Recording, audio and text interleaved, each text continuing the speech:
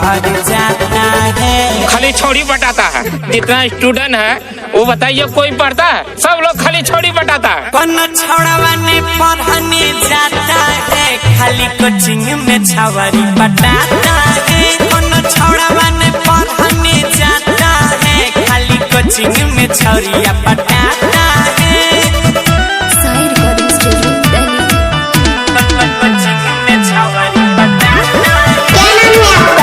DJ मिठू Marshal आपका ये नाम है। रे भैया बलवल बनाई के मोटर साइकिल उठाई के,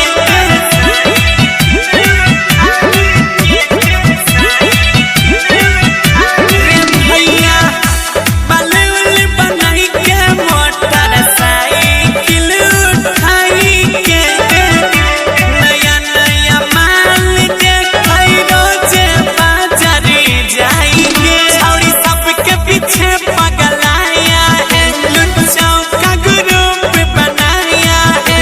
गलती करके अपने में सब कोई मार फंसाता है। कौन छौड़ावा ने पढ़ने जाता है, खाली कोचिंग में छवारी बटाता है। प्यार का जाल बिछाता है, खाली कोचिंग में छवारी बटाता है। Presented by Monadic Music। Coaching में छवारी बटाता है। क्या नाम है आपका? डीजे मिठू मार्शल आपका ये नाम है।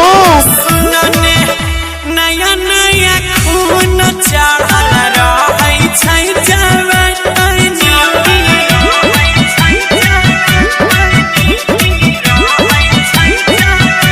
कि कहियो नया नया खून चढ़ल रहै छै जवानी।